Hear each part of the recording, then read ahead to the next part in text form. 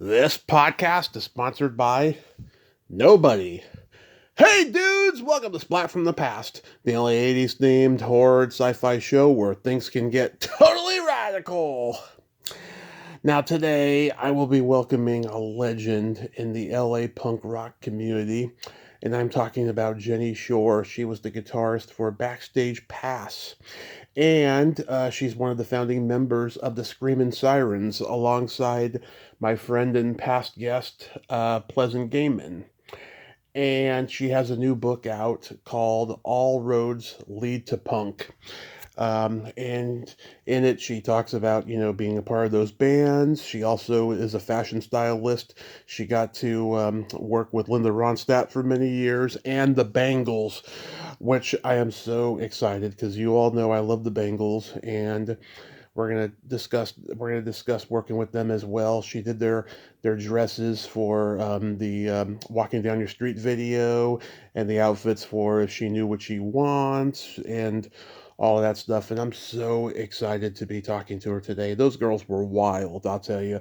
I listened to all the remaining members on Pleasant's podcast, and man, they were talking about, oh my God, just crazy things that they did back in the day.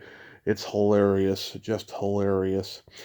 And also, my mom went into surgery this morning, and she had a pacemaker put in. And it's just a quick and easy procedure thanks to the advances in technology. And I want to thank everybody on social media who prayed for her. And I will update you guys more ASAP. And I just want to thank all of you for praying for her. It means a lot to me, especially in the last 24 hours since my Uncle Fred passed away. It's just been super, super stressful. But thank you all so much. So, yeah, here is my interview with Genny Schorr.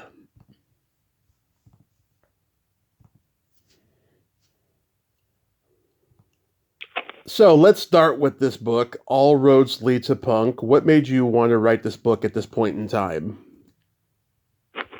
You know, I had been writing these stories as far back, probably around 2018. I started doing them for a live storytelling show, which was my bandmate Marina's, and it's called Our Lips Unsealed. In fact, I'm going to do one of those shows this month on January 24th. Nice. At Tom Bergen's. So I started writing them to do live, and then I had met Todd from Kovac, a few years ago, and we bounced around the idea for this book, and it was quite a process. And one summer, I just took the entire summer to sort of do a lot of rewrites and edit it, and then come up with all the pictures, archiving all this kind of thing. And so it was pretty emotional. Yeah. Actually writing it and getting into some of the material. Right. Does the book self-published? No, it's on Kovac Books and Records. Nice. You should get a copy. I am going to get a copy. I am. I don't like to read the book. Fundraiser also for my adult child, Eden Hain, has a nonprofit called Junior High Los Angeles, and so my proceeds profit Junior High. Yeah, and yes. That's a community space for, they do classes, they have art shows, and it's a queer space, that helps to marginalized people feel, embraced. That's wonderful. I'm really happy. Yeah. Yeah, that's so wonderful. Did anyone tell you, oh, don't mention, this or that story in the book because it's embarrassing or anything like that? Myself told myself that. Yeah. I certainly ran it past Todd, but and there were certainly a couple stories I didn't tell. Believe me, maybe I will consider doing it for an extended edition or something. But yeah, I mean, it was a very gnarly time when I was. My mom got sick when I was 15 and a half, and then she died when I was 17, and so I was really like very abandoned and very vulnerable. So I feel super grateful that I had places to, like a playground, if you will.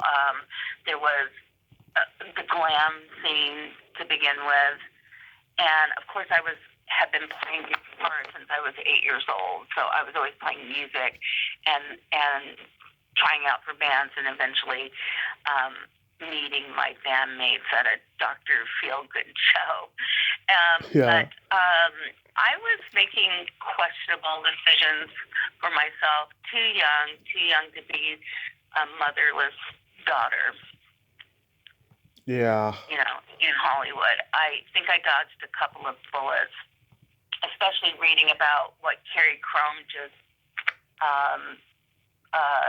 has been talking about, being abused by Kim Fowley, etc. And I did try out for a couple of Fowley bands, so I really felt like I dodged a couple bullets there.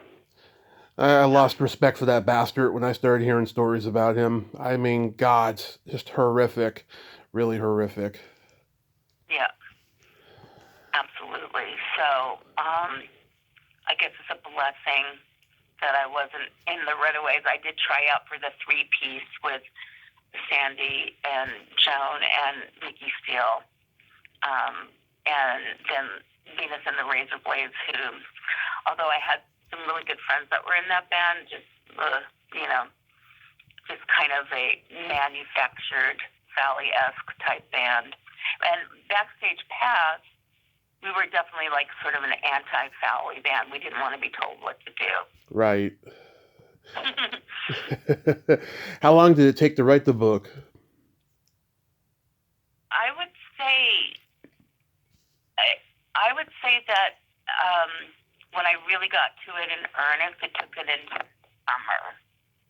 So some of the stories I had written, like I said, in 2018, the first chapter, Elvis to Elvis, and I wrote some of the Linda Ronstadt stories when I was her wardrobe stylist and was on tour with her. And then I just, I would say like an entire summer, I really sort of crafted the writing. When I was doing them live, they were a little bit, I would say, kitsch, and so I wanted to kind of some of that like style out of it, and I've been told that it really sounds like a lost diary. So a lot of it sounds like I tried to write the stories like the age that I was at when they happened. Yeah. So when you initially started writing, was it a pandemic project? It was pre-pandemic, but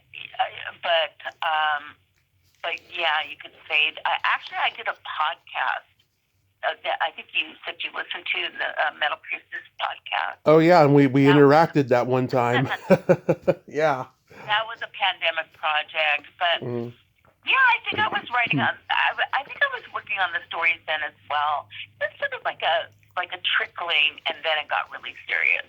When I knew that there was sort of a deadline in mind for the book to be published on Kovac, I started really just every day, like a job, working on them quite seriously. Yeah. And it gets really intense towards the end when it's like, all the edits and the photos and the photo captions. It gets very, very, overwhelming in a way. but worth it. Yeah. Worth it. There's a lot of pictures in the book, and ephemera and flyers and things like that. So I think that I'm really happy about that aspect of it. I think it's fun. I've gotten some really great feedback it's been so special for me, especially since 2025 has been quite the year. It was nice to have something, I just hope these stories, it was such a different time in the 60s and 70s and even 80s when I'm writing these. It's basically actually like 30 years of my life from childhood to the 90s, I would say. So I feel like that's an era that's a lot of people really wish they had lived through because it was such a special time, Yeah. So it was great to document it. And I think I'm hoping that it has given people some pleasure to read the stories. I tried to be very honest, also. Yeah. Show some of my, and let your freak fly. How do you say it? Freak flag fly. Yeah. I think it's good to show people being different. I was bisexual. I think it's important to show these differences, and maybe that would help get someone else through something they needed to get through, especially in this current political climate. I feel like we don't have to look like Mar-a-Lago face, we can be different. I came out as bi 16 years ago, and I'm glad I waited as long as I did. It wasn't easy, but it's been amazing for me. And I couldn't tell you the amount of actresses that have come out as bi on this podcast. It makes me feel like I'm not alone. It's just so wonderful. Wow, that's great. Yeah, actually, Kim Fowley, he outed me for being bisexual when I was not ready, and it was awful. It was in front of a bunch of people at a Rhino Records event, and it was, that's something you never want. But I really, someone else who read my book said I didn't realize I was bisexual, and it's was sort of incredible for him, Yeah, that's so wonderful. So going back in time, I read that you were a huge Elvis fan growing up. Me too. My mom indoctrinated me into being an Elvis fan early on. And you wrote a letter of fashion tips to him. What happened with that?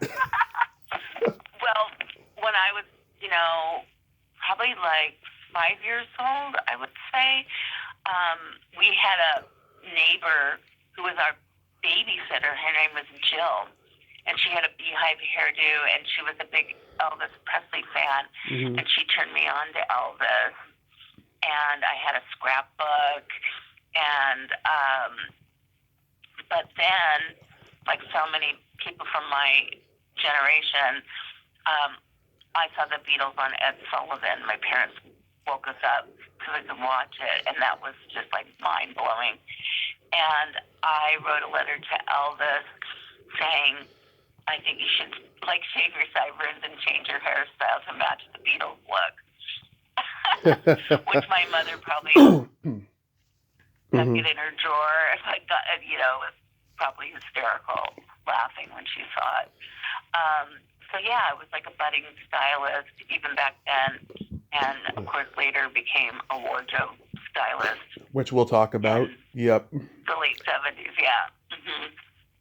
Yeah, did your mom teach you how to sew on one of those old-fashioned AC/DC sewing machines? She was an incredible seamstress, and I used to watch her sew as a child, and I had this long blonde hair, and I'd be so intently watching her. It would get caught up in the wheel of her sewing machine. So when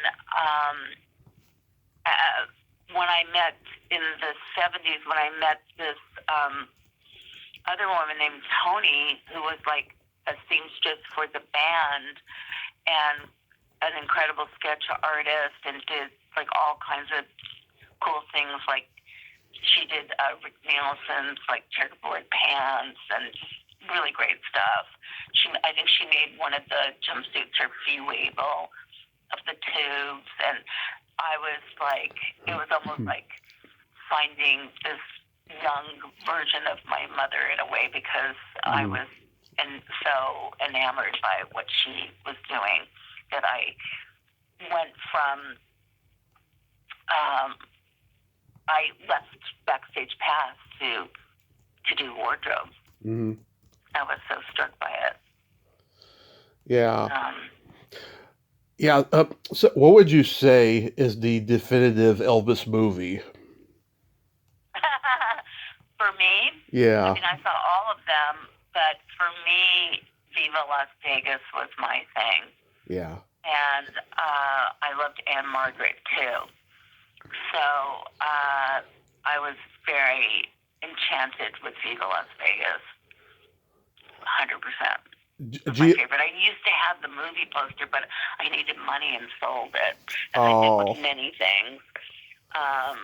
But yeah, I think I should actually repurchase it, although it'd probably be so expensive. But yeah, Viva Las Vegas was my thing.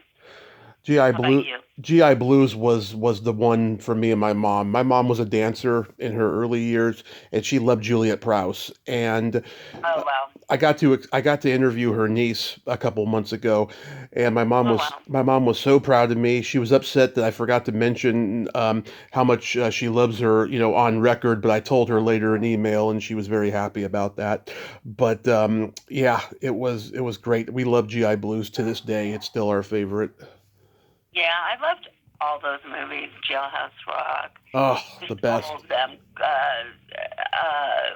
Wasn't one Kissing Cousins or something like that? Yeah, that's weird. I don't know. They're weird, but I as a kid, I liked them all. And then I used to Roustabout. I used to have some of his picture singles, and I used to cut them up and put them in my scrapbook. I still have it. That's so cool. Yeah, it's pretty funny. But yeah, and we met Elvis.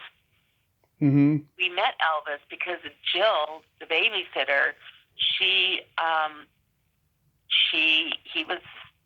had that rented house in Bel Air, and she told my father, she gave us a map to his mansion, and we went and we met him. Mm-hmm. That's so cool. I have the Polaroid picture in the book that she gave me of when she met Elvis with her girlfriend. That's so cool. That's so cool. You're also a huge Kinks fan. That's what inspired you to get a Les Paul, right? Yeah, I saw the Kinks. My cousin took me to the show. I saw them at the Palladium. I think I was 15. And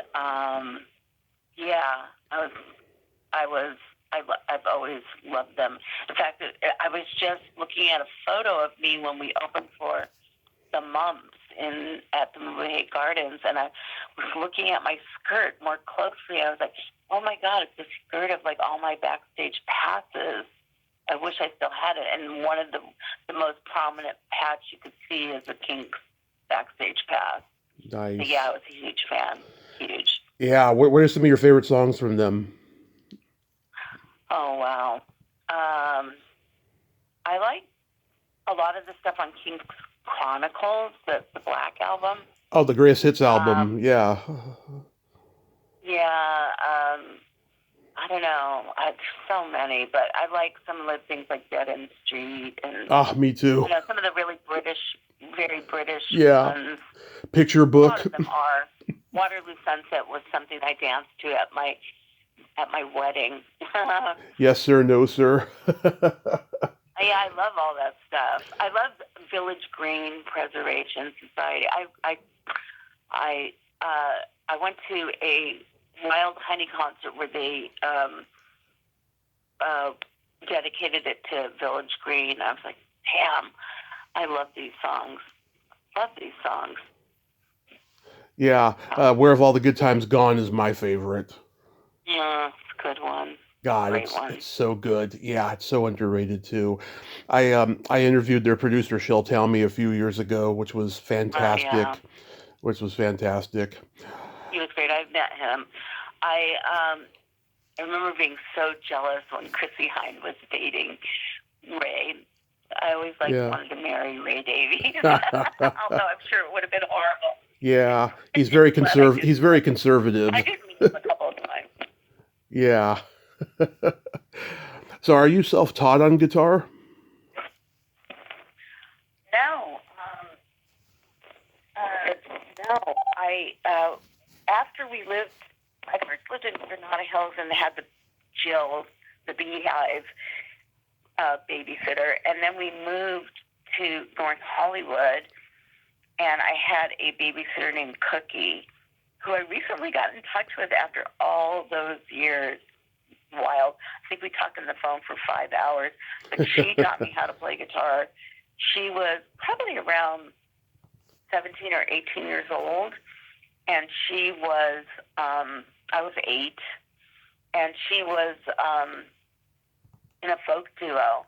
And she hung out on the Sunset Strip, places like Pandora's Box, and she was also an artist and drew pictures of horses and surfers, and so I was like her little puppy dog. I loved her, Hmm. and I first got an acoustic guitar, a nylon string guitar, and I have a picture of me playing it. And she was my guitar teacher, and then later, I had a family friend who's an incredible musician named David Elson, and he's an amazing bluegrass player. Hmm. And he was also almost in Linda Ronstadt's band, the Eagles backup band, but Right. he turned it down because he was getting a degree in as a mathematician, and so he was like, I can't not finish my degree, so he ended up not doing it. But he's an incredible musician, Yeah. great player. Do you remember the first album you ever bought with your own money or was given to you? Yes, there used to be. What I remember is, well, for one thing, there used to be a place called House of Sight and Sound, I think it's called, Hmm. in the Valley, and you could listen to records in their booths, Hmm. before you bought them, which was really cool. And I remember getting a Burl Ives record and going, no, I don't want this, and exchanging it for the Monkees. I remember the first 2 singles that I ever bought was Last Train to Clarksville by the Hmm. Monkees and Buffalo Springfield for What It's Worth. God. So I guess the year would have been 19. What was that? Probably 1966 or something like that. Hmm. 65 or 6. Right. Yeah. Do you remember the first I was concert? big into the Monkees. Oh, huge Monkees fan. Davey was a big crush of mine. Oh yeah. I saw them live in 1997. There was only 3 of them. They were playing the before a Giants game at Candlestick Park, and Wow. they did like 10 songs, and then they drove off the field in a Cadillac. Oh wow. Yeah, That is wild. yeah, it was a good birthday Yeah, I present. love the television show. I love their music. I used to we used to constantly have fake accents and request monkey songs and Beatles songs. You know? Yeah, Yeah. We used to call KHJ or whatever it was. yeah. What was your first concert? The Kinks. Oh, the Kinks. That was my first concert. Yeah. Was that before they got banned in the States or after? After it was, Sleepwalker. I want to say the Lola tour. It was 1973. Okay, that was Everybody's in Showbiz around that time. Yeah, that's when they did like Celluloid Heroes Yeah, I think it was Lola versus the Power Man, something like that. and the Money Go Round. Yeah. Some of those songs are so amazingly accurate for these times, Mm-hmm. just unbelievable, 8 Man, Eight all those Man. songs that have all this, and yeah, about Get power and greed, get back in you know. line. Yeah, a lot of that stuff. That's Mm. so true. So And how my did you? parents were very political, Mm-hmm. they took us we went to a love-in and a peace march that was sort of launched the Summer of Love in 1967. It was an anti-Vietnam War peace march, and so we were little kids, but Martin Luther King Jr. was at this particular march in San Francisco, and my parents took us. But yeah, we stood. I think my parents would have been hippies if they were like a little younger, but they were definitely pretty rad in terms of their politics. Right. So that always really stuck with me, And Mm-hmm.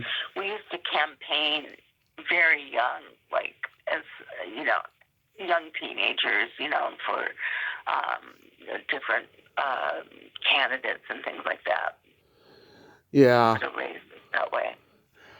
So you joined Backstage Pass in '76, and I've Yes. talked to a bunch of people who were around at that time, Alice Bagg and Nicole Yeah. Panther and Kip Brown and all these people.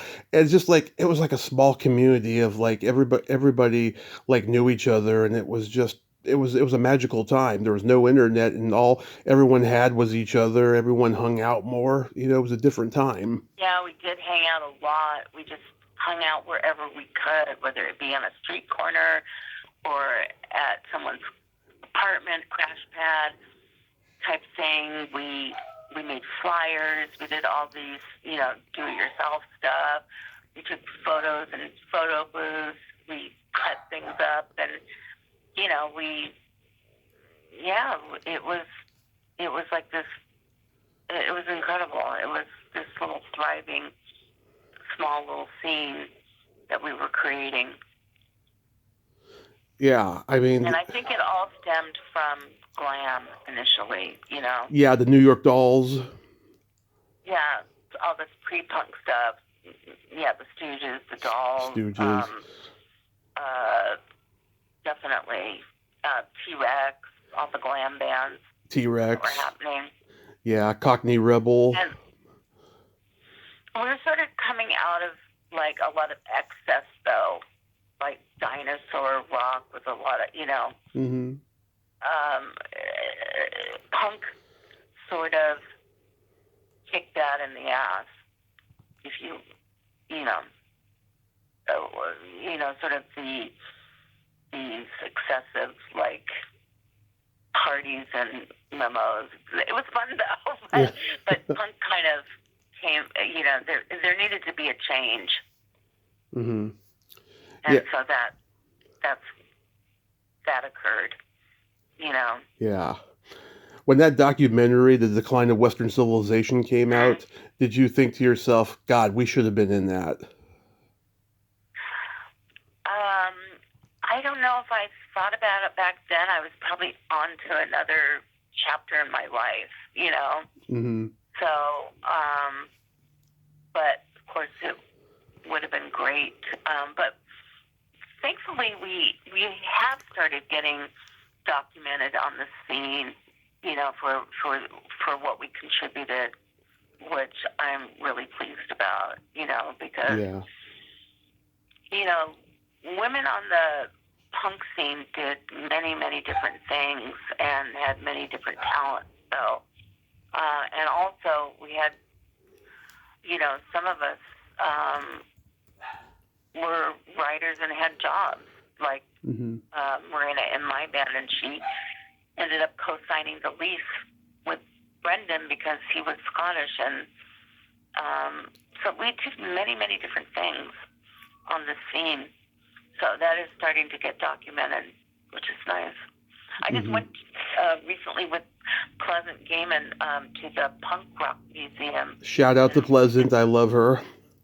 Yeah, we did tours together talking about, you know, the LA punk scene and also some of our interactions with all the British bands that came over, etc., New York bands, and San Francisco bands. And we also did a book event, you know, my book, and then she's done many books, but one of her more recent books, it's not new, but is Rock and Roll Witch. And so our stories really, like, we were together, we were hanging out together at the same time, so they really complement each other, which is really fun.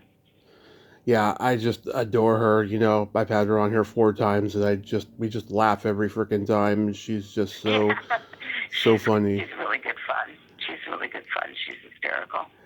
And when all you girls were on her podcast, you guys were just talking about how wild you all were. We got wild. Yeah, I wanted to ask you, you know, you all took turns, not in the same night, but you all took turns fucking Richie Blackmore. And my question is, why? He's not punk. No, I don't think did we all take turns on that? I don't remember.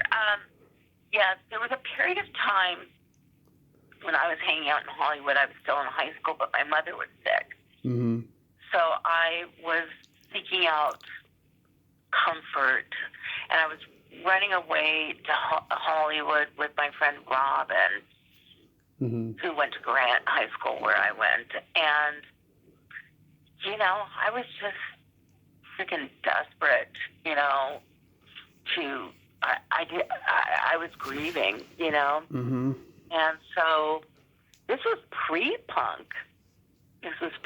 And so Richie was one of the guys who was hanging out at the Rainbow a lot.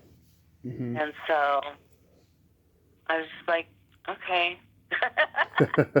I went off with Richie. He's a very interesting guy, but I wasn't.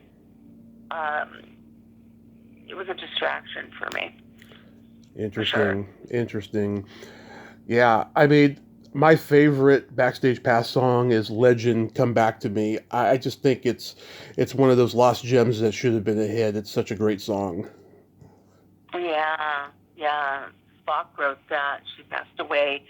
I think it's going to be 2 years or something like that. "Legend Come On Up to Me" was written about her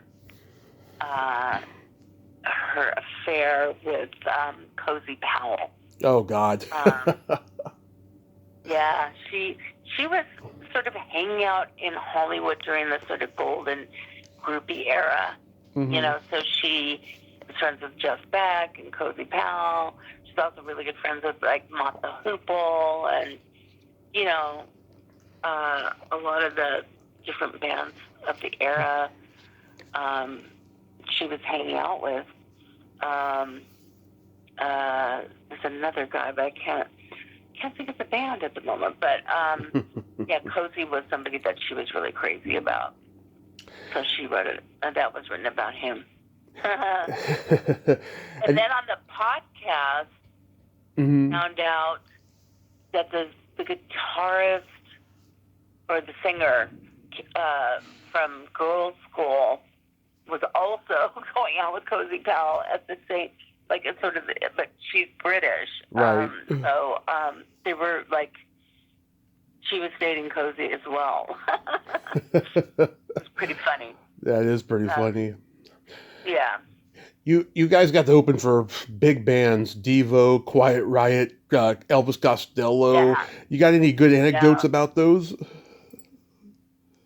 Well, Kevin Dubrow did go to Grant High School, but graduated before me, but still used to come out and hang out at Grant.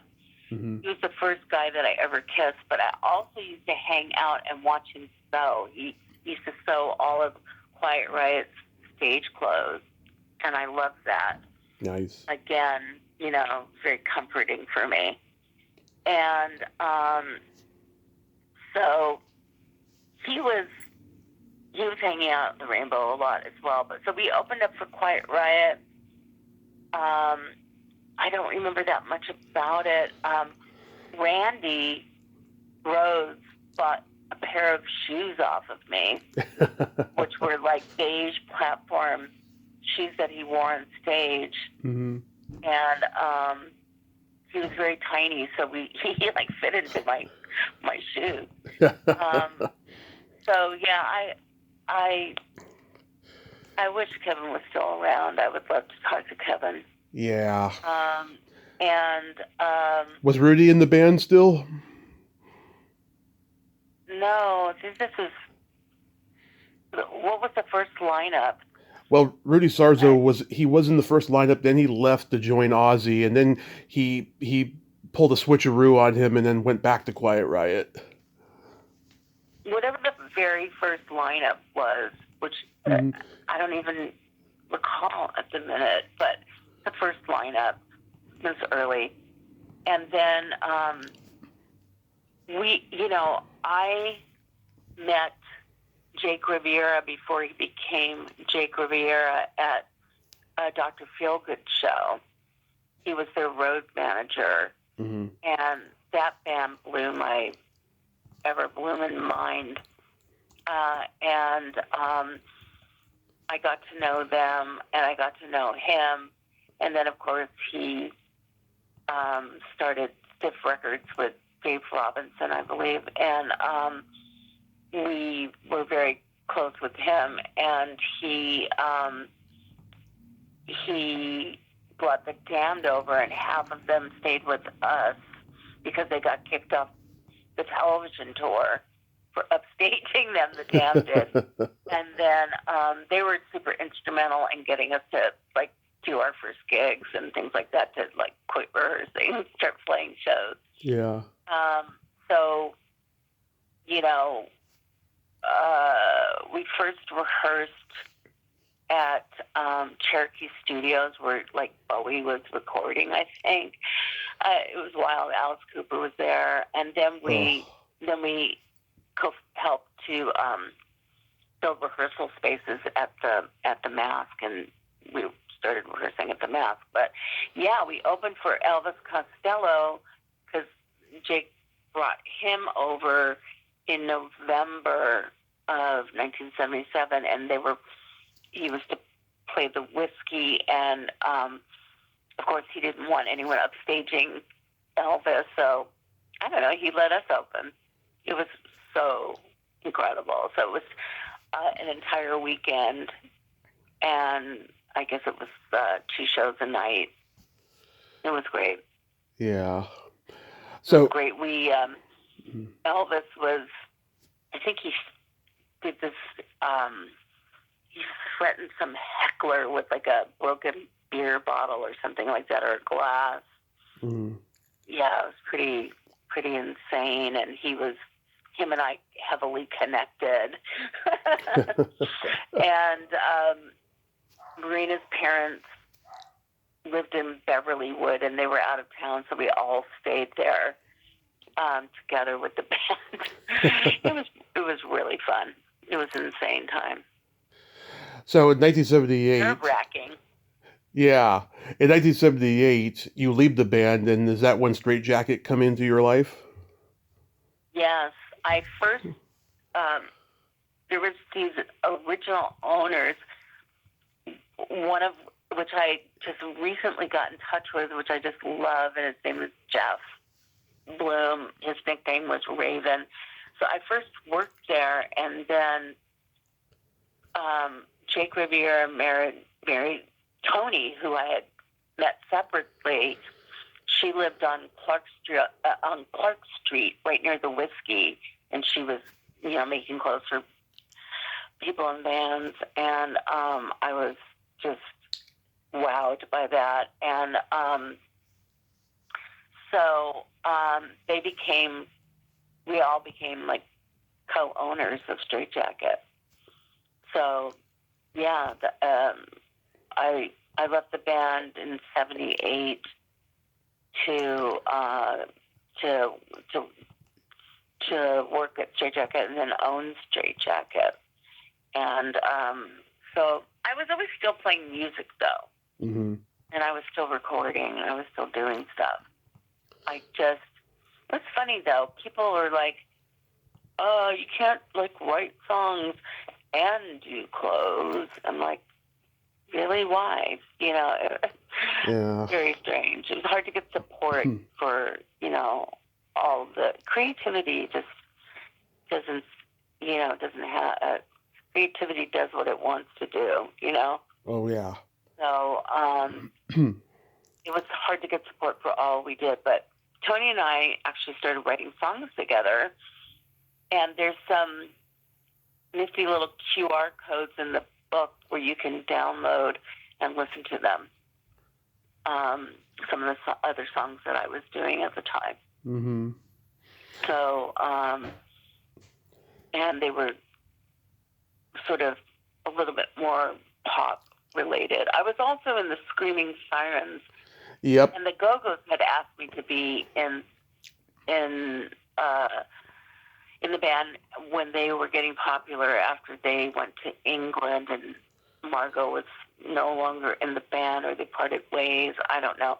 But Belinda came into Straight Jacket and asked me if I wanted to be in the Go-Go's, but I had just started co-owning Straight Jacket, so that didn't happen. But I did live with Kathy Valentine, who obviously became the bass player, and we lived on Clark Street, also right near what is that crazy heavy metal band, party band. They lived on Clark Street also. It was one of the wild ones. I can't think of it right now. Motley Crue. Motley Crue. Thank you. Yeah, just a guess because they were wild. I mean, really wild. Yeah, they lived on our street. So it was kind of a raging time. There's lots of cocaine around in that era. When you were in the Screamin Sirens, did you know Angel in the Reruns? No. That was I don't remember. Hillary Carlip. Yeah, she started this novelty punk band, Angel in the Reruns. They were all ex-cons. That was the joke, the gimmick. And they did a song. They did a song about They were very wild. They were actually. I wasn't as. I was wild compared to other people, but they were extremely raucous and pretty wild. So, and I was really into being a wardrobe stylist. So I wasn't in the band for very long, but yeah. We did some fun shows. We opened for Nick Lowe at the Palace. I like Nick Lowe. Yeah, there used to be at the venue, the Palace, and we kind of played Madame Wong's and the Cafe de Grand. We played at the Santa Monica Pier. We did some shows. I did some shows with them. It was fun.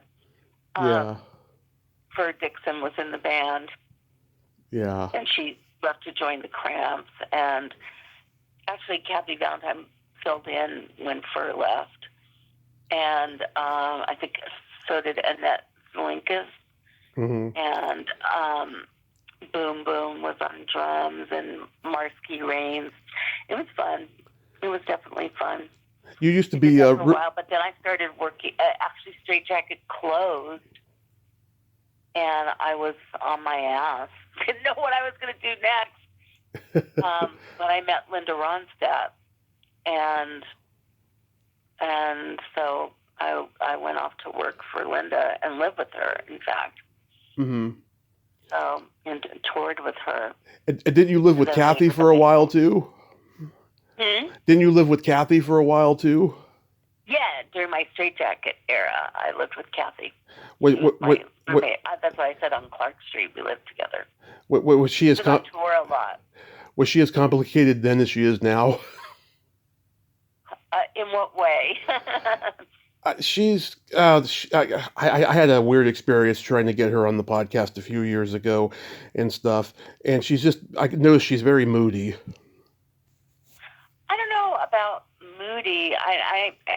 haven't hung out with her for years, but she's a little bit serious. I would think Yes. slightly. You know, Yes. she had a book out. Oh, I read it. I loved it. Yeah, I have not read it. I don't know. I don't know about. I can't speak to whether I think she's moody or not. I've never experienced her that way, but she, she's had a big career, so maybe she's protective over her narrative. I don't know. I probably so. I mean, Gina, she's been on here twice. I friggin' love her. She's probably my favorite guest I've ever had. She got very vulnerable with me in the first interview. She made me cut some of it because she gave me too much info that she didn't want the public to know because she was just so comfortable with me, you know. And I just I would say maybe Kathy's very tight on her narrative, which some people are. You know. Yeah, that's probably it for sure. I know that one of your clients was a very young Jim Carrey. Yes, that's because when I started working for Linda, it was when she did the American Standards with Nelson Riddle. We went to go see Jim because comedians used to open for some of these bigger acts on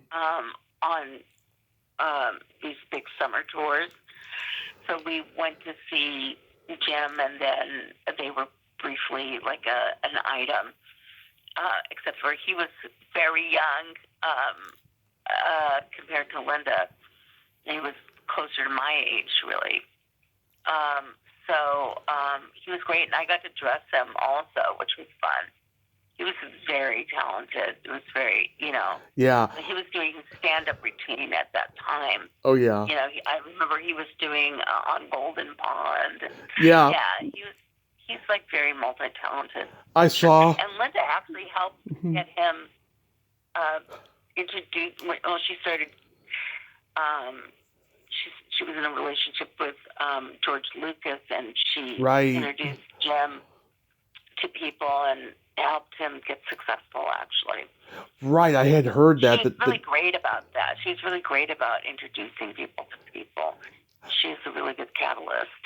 Right, I had heard that they were friends. Like many years ago, I had heard it. I thought that's pretty interesting. Linda Ronstadt and Jim Carrey. Very brief. Yeah, but it was still mentioned, and I was like, wow, that's interesting. There's a great picture of the three of us in the book.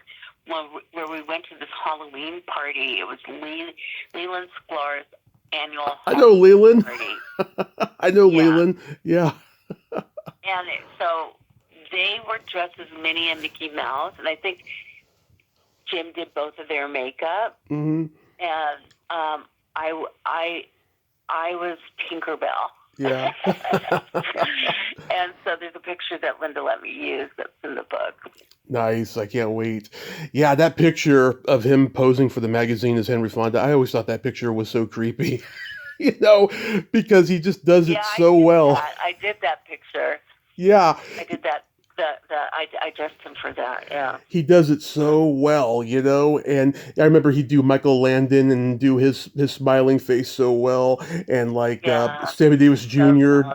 Yeah, he did all those guys. He's so talented, is. Yeah. He's one of the funniest guys ever. Yeah, and did you ever see him do I Am the Walrus? No. Sing it. No. It's amazing. It's George Martin is producing. I guess it was like all these different covers. Yeah. Of Beatles songs. He's really, really a good singer as well. Very talented. Well, he can, he could fake it on stage, so I'm sure he really is a good singer in real life, because a lot of people are who can fake it, and pretend that they're, not good at it, yeah. I once got into a shitload of trouble because Linda was in Atlantic City and he was in Atlantic City. Mm-hmm. And there was always like a bit in the show where it's quick change, where she would change to a different torch singer type dress. Yeah. And I was backstage in the dressing room talking to Jim on the phone, and I just barely made it to quick change because I was yakking like a little chatty Cathy that I am and always have been since I was a little girl. And I almost didn't make it to the all of a sudden it was like, oh no, this quick change music, whatever it was. And I almost ate it. Yeah. One thing I love about Jim, I did stand-up comedy for years. I can attest to this. A lot of stand-up comedians are scumbags, especially when they become famous. And I know so many comics who are not that famous, and they can go years without seeing Jim, and then when they see him, he knows their name still. He just gives them a great big hug and just says, "Hey, you working these days? Want to come do a cameo on on this movie I'm working on now and stuff." He's just a Love generous, giving guy. Yeah. I dated another comic. I dated a couple of comics. Who? It's in the book. Okay. Jon Stewart. Wait, who? Yeah. Stewart? Who Stewart? Jon Stewart. Don Stewart. I don't recall Don Stewart. The Daily Show. Jon. Oh, Stewart. John. I thought you said Don. I was like, who's Don Stewart? Jon Stewart. Yes. You dated him? Yes, briefly. What do you think about all this controversy he's in now? What? Tell me the controversy. Oh, just, with politics and just, what's his name from The Daily Show called him out for being a racist once and all that stuff. Like, you haven't heard about any of that stuff? Not the racism. Yeah, if you listen to Mark Maron's podcast with Wyatt Sennett, he goes into the whole ordeal about their falling out on the Daily Show. Yeah, Wyatt Sennett. I think John's amazing. I think he's amazing. He is a funny guy. He's a very funny guy. I used to watch his talk show before it got canceled in the early '90s and stuff. Yeah. I remember. Yeah, I was really crazy about him. But I first became aware of him when he was doing short attention span theater. Yes. And my friend Meryl, who was a seamstress at Straight Jacket, she set us up on a blind date, and that's how I met him. Are you talking about Meryl Marco? No, she was No. She's not a comedian. She worked on. I'm sorry. She worked on the show. She was my seamstress. She's a wardrobe designer and a seamstress. Got it. Yeah. So she worked at Comedy Central, and I was watching tons of Comedy Central in that era. And John had the show. It was kind of collegiate. It was him and another a woman co-host. I forget her name at the moment. But did you ever see Short Attention Span Theater? Oh yeah, especially when Maron hosted after him. That's when we first got Comedy Central in the house. It was during that tail end of it. Yeah, I was watching all those shows. And there was a lot of amazing shows on there. I also supposed to do some clothes for Dana Gould. Oh yeah. Yeah. He's a friend of Pleasant's. Yeah. Yes, he is. Yeah. Yeah. So, I met him by accident one time. He was doing a signing at Sketchfest in San Francisco, and my mom and I went to go see a screening of one of our favorite teen movies of the 80s, Just One of the Guys, and I know a couple of the cast members. They've been on the podcast. So we're just looking around trying to find the signing table, and Dana Gould is at his table. He doesn't have his sign up yet, and I'm looking at him like, I know that guy from somewhere. And my mom and I go over, and my mom's all, "Excuse me, is this the Just One of the Guys signing table?" And he's like, "It is not." And my mom's like, "Well, do you know where it is?" And he's like, "I do not. I apologize." And so then we go to a security guard and she directs us to where the table's at. And I'm like, excuse me, who's that guy over there?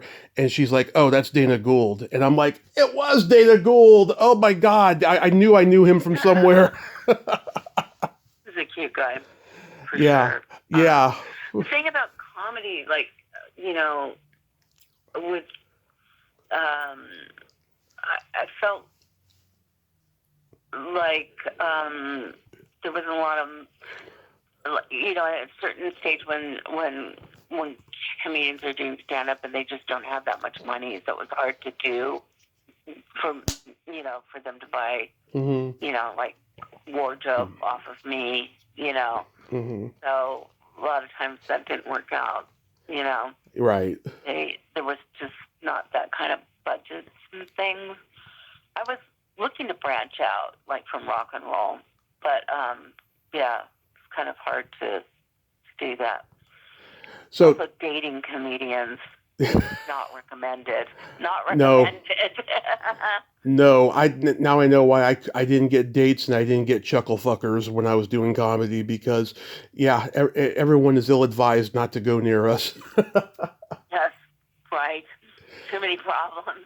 Too many. Yeah, I had this whole situation with John, but I don't want to tell you all the stories because I want you to read the book. I will. I will.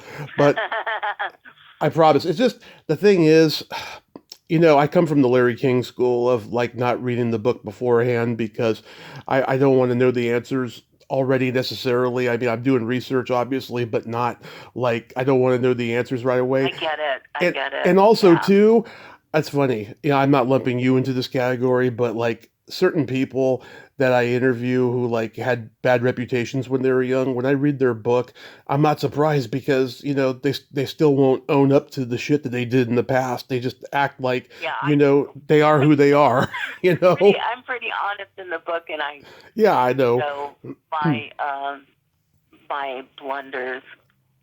I think that's a big part of the book Hmm. is showing these like sort of blunders and bad moments, Yeah.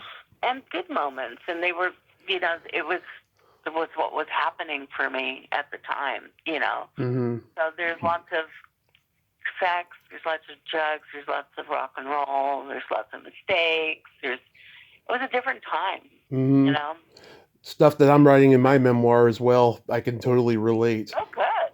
Yeah, I need to get back to it. I stopped writing it about 5 years ago, but now I need to get back to it. I feel like I got enough life experience to write everything now. I was really sad for a while. I was like, God, I've never even told anybody this before, and it's making me cry.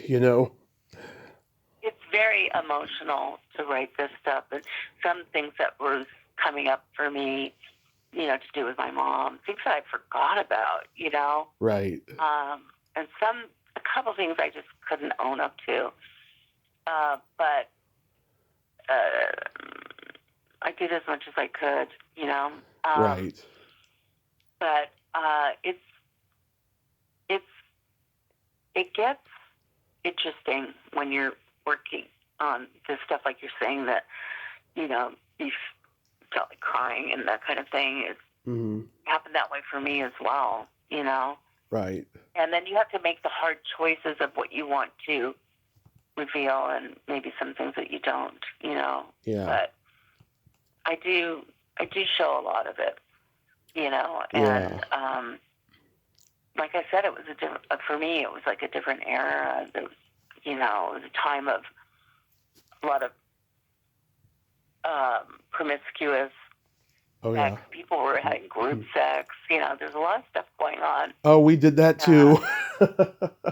Yeah. There was a lot of stuff going on Hmm. in that era, Hmm. booze and whatever else. I mean, I was doing it in a much dangerous era of, sexually transmitted diseases and stuff, though, but I was always protected, at least. Yes, I was too. I mean, there was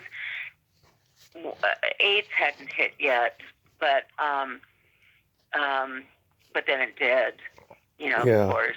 But I was always really careful, and it was funny. I had my kid later, had never been pregnant before because I was always, I don't know, I always was careful about that. So when I was ready to have a child, I didn't even know if I could get pregnant, but I did right away. Mm-hmm. And I had just turned 40, Yeah. and had my kid, so. If I may ask about the Bangles, they are my favorite band of all time. Oh, yeah? And Of course. yeah, and I had Vicky on with John last summer, and it was the biggest thrill of my life. The fact that she was saying my name during the conversation was just, oh my God, it was a dream. So you go on tour with them in '87 in Europe, right? Yes, Europe, and also a summer tour in the United States. Mm-hmm. And by that point, things were It's one of getting, my favorite chapters in the book, actually. yeah. But by that point, things were getting a little catty. They weren't communicating like they should, I think, I don't think I would characterize it quite like that. Mm-hmm. I had known them since the Bangs, Yeah. I would say they were under a lot of pressure. It's one different light, off the heels of different light. I had done lots of videos with them. Yep. But, yeah, things were, there's some things that record companies do. A lot of times they'd like to pick somebody out, Oh, the yeah. band to focus on, and that somebody was Susanna, Yeah, they made her the chosen one. Yeah, and so it was different when they first were getting going. There was a lot. So there was certainly a lot of pressure, and then of course there was, yes, not, I wouldn't call it catty, but there was some different kind. There was tension, and I was their age, so I was sort of put in the middle in a way, Mm-hmm. which was tough. Yeah. They were such a great band. I loved them. The best. And, Just the best. so there was some tension, definitely.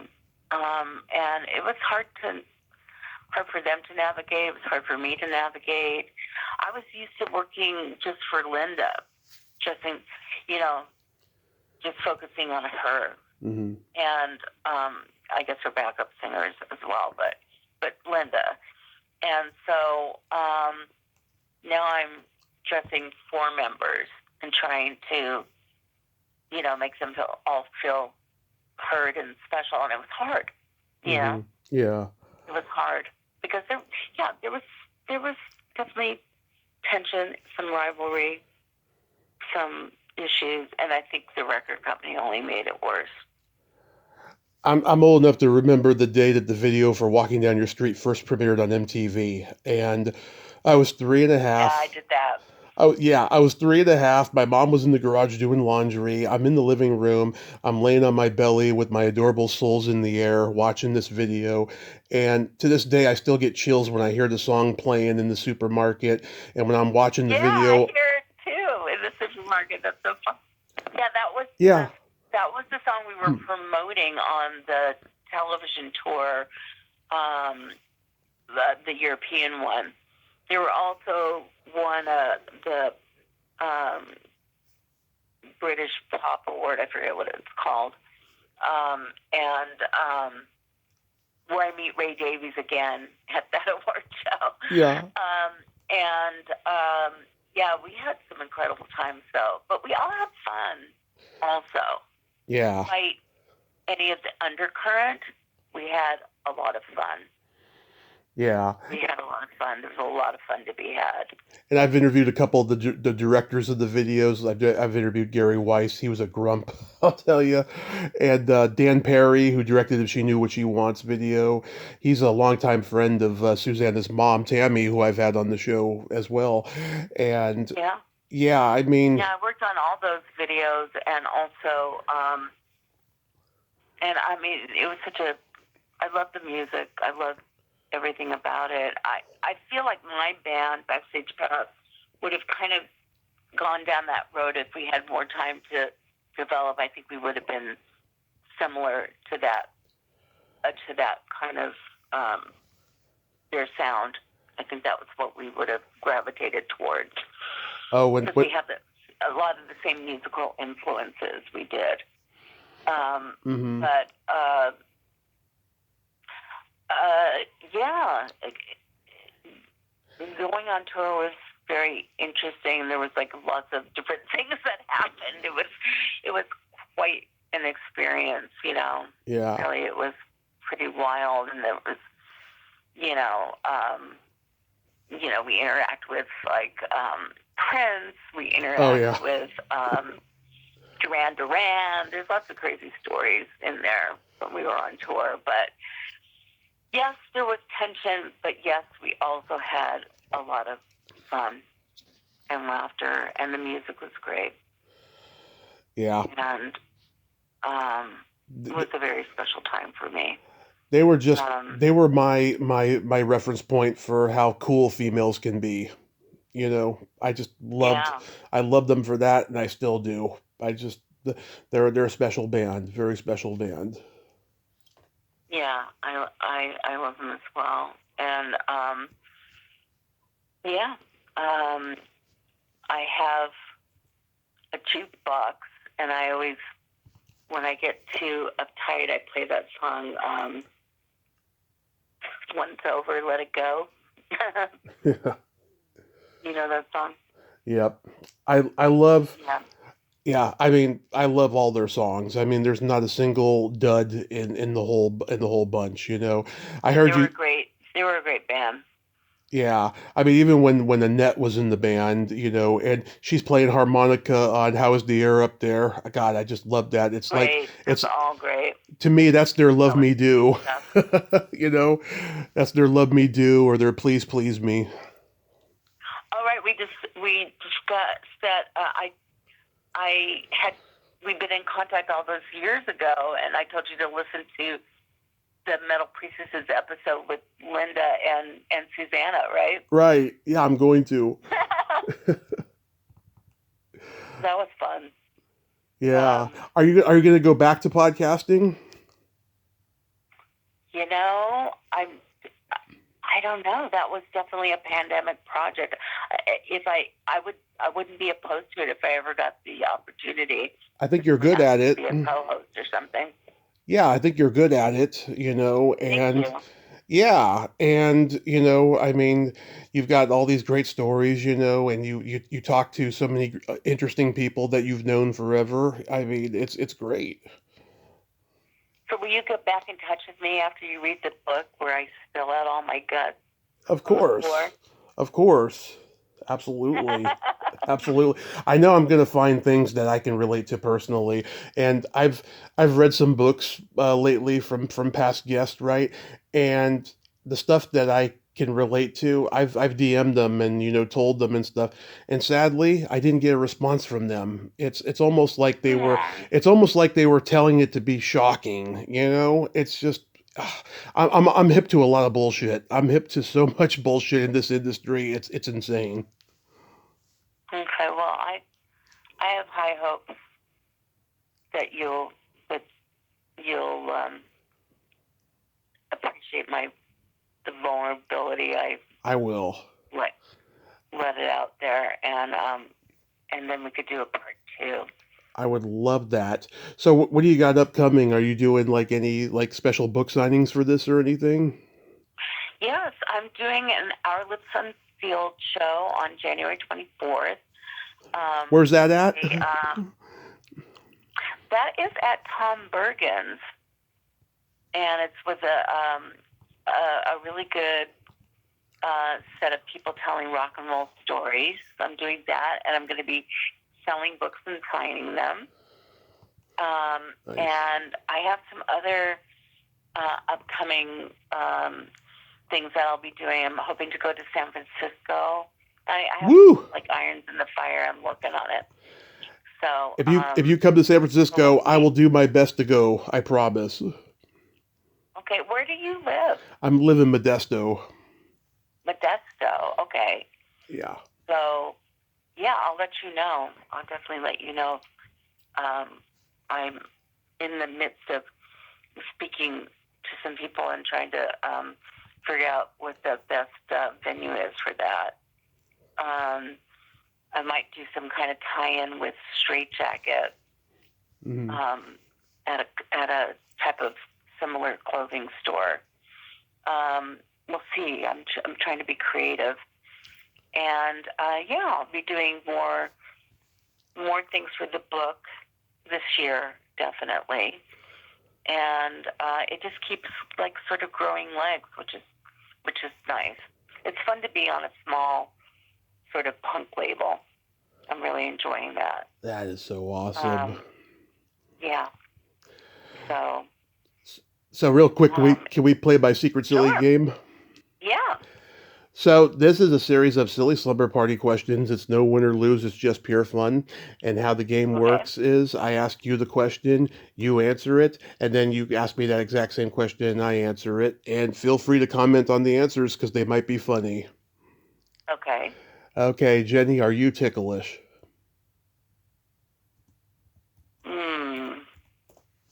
No. Okay. Are you ticklish? Oh yes. If you tickle me without warning, though, I might hit you in the groin. Love it. Okay. just I'll be careful on that one. just that herky jerky reflex. Is your belly button an innie or an outie? Oh, my belly button is an innie. How about you? It is also an innie. It's very Oh, thank deep. God. It's very deep. I call it the bottomless pit. What color are your toenails painted? Oh, red. Love it. How about you? They are gold and silver for New Year's. Oh, cute. Cute, cute. Yes, I like to go You can tell festive. that I didn't change mine from Christmas. Yeah. Yeah. What would you say is your best personality trait? I'm really open and talkative, and I'm also I could be a little bit philosophical and love to listen to you know, I like to be helpful. I'm a Oh, people person. yes, I How can about tell. you? Well, I'm a Gemini, so like I have empathy and I have no filter. Oh wow, I'm a Sagittarius, so I'm sometimes I can blurt things out that shouldn't be blurted out. But overall, I'm a people person, My brother's a and Sagittarius. your brother's a Sagittarius. Yeah, Do you like him? sometimes. That's Sometimes. funny. What is your guilty pleasure? Oh, watching. Um, right now, I'm watching Project Runway. I like watching some like stupid shows. My kid likes what's it called, the Mormon Wives thing. Oh yeah, I know what you're talking about. Yeah, like probably some junky shows on television or on cable, whatever. Nice. How about you? I love eating pizza and watching a raunchy sex comedy movie.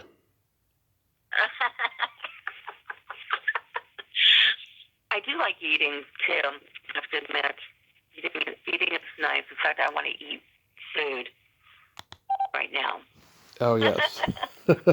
If you could have anything named after you, what would it be? Wow.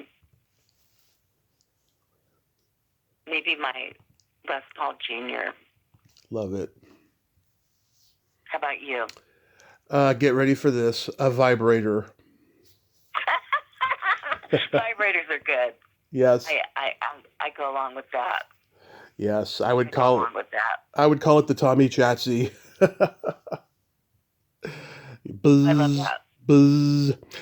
And then my favorite question, is there a stinky smell that just makes you gag? Wow. Stinky smell that makes you gag.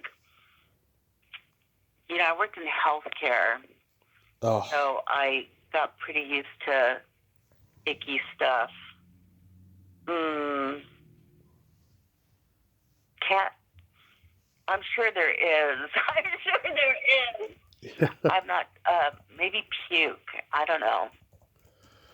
How puke. about you? Puke is popular. For me, it's farts or feet. Ooh, yuck. Yeah. Okay. Yeah. No, I get it. I mean, I like feet, but they have to be clean. Yeah, clean feet. Well, you've got painted toenails, so you get pedicures and things. So I do my own pedicures now. I haven't gotten a pedicure in like 15 years because, do you clean your belly button? oh yeah, clean my belly button every day. That shit stinks. It does. It does. I know. Someone when I asked that question to a guest recently, she said, going back to that belly button thing, yeah, that is nasty. Yeah, that's some stinky stuff. It can be. Yeah. I have a joke for you. Okay, I want to hear it. What do you call a boy that doesn't masturbate? Stupid. A liar. Everyone guesses the punchline. It's either stupid, a girl, dead inside. I've heard all the punchlines to that joke. That's pretty funny. Sex is a good, or that kind of release is really helpful when you're feeling tense. I am pro masturbation, and I'm proud to say I'm a chronic masturbator. It runs in the family, Yeah. and Well, I think it's a healthy thing to do. I think it's very healthy. Yes, there's that theory that if you do it too much, you're not going to procreate or whatever. I'll be the judge of that. If I ever have a chance to procreate, I'll be the judge of that. How old are you? I'm going to be 43 in June. Okay.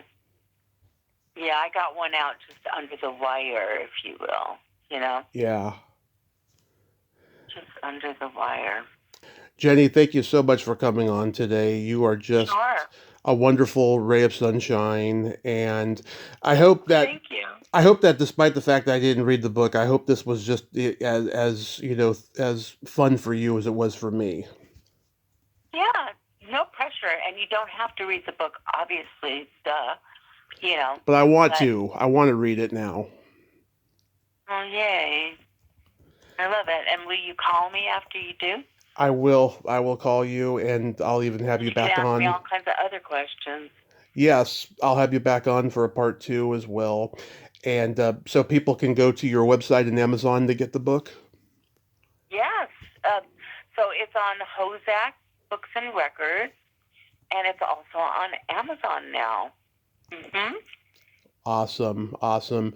You have yourself a great day and be safe out there. Thank you. Thank you. Take care. Take care. Bye. Bye-bye.